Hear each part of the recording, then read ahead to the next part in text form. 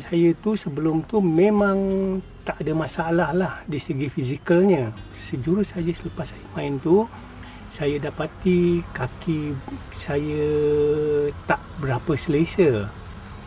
Yang mana dalam, saya tak silap saya, dalam 2 jam lepas tu saya rasa kaki saya agak kebas, ya. Seminggu selepas tu saya pergi berjumpa doktor, nanyakan apakah sebenarnya sakit tu.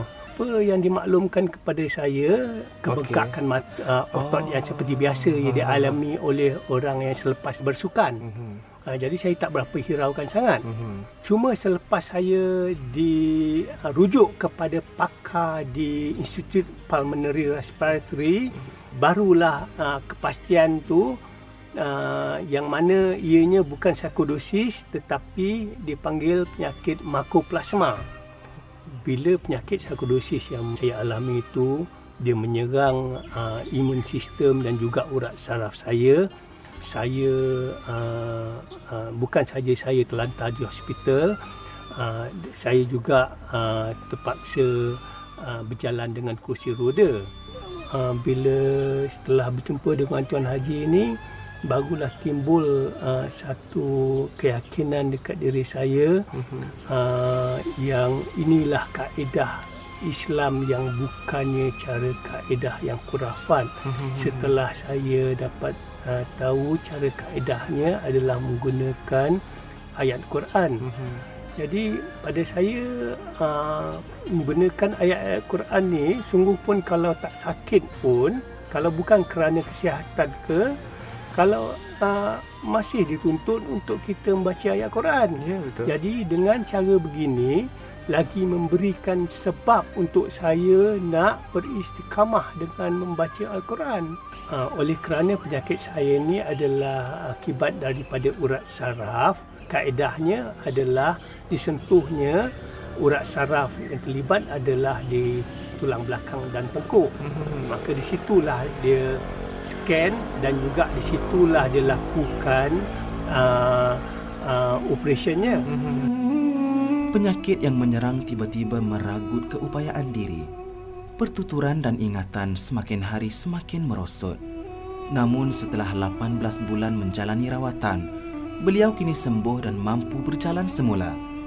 Antara surah yang diberikan semasa mula-mula menerima rawatan adalah surah Al-Ahqaf dan Al-Isra. Surah-surah ini akan digantikan dengan surah lain pada rawatan berikutnya.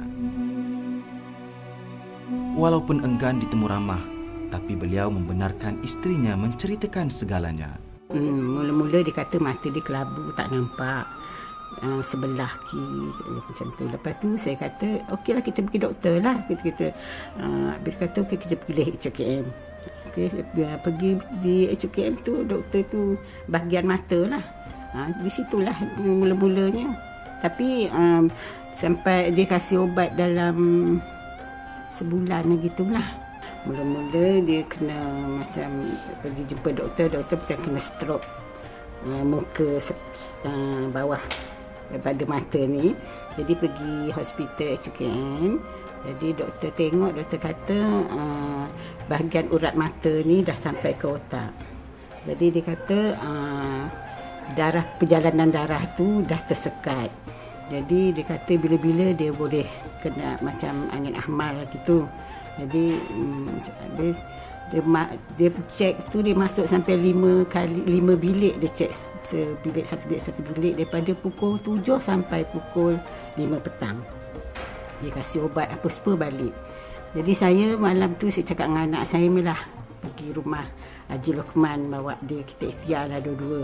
Saya sebut dengan Haji Luqman ubatkan dia apa semua, kasih air, ayat Quran semua daripada maghrib sampaikan subuh sama maghrib, ayat Quran tu, surah tu baca dalam 2 minggu.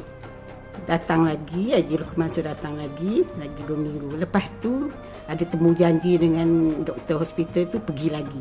Bila saya pergi lagi, doktor tu dah kelang kabut, tengok penyakit tu hilang terus. Jadi dia tanya, dia kata dia pelik tengok kenapa benda, sedangkan dalam fail tu mengatakan cukup semua mengatakan penyakit-penyakit ni, tapi dah tak ada. Masuk balik jadi daripada cek pada yang awal sampai 5 bilik.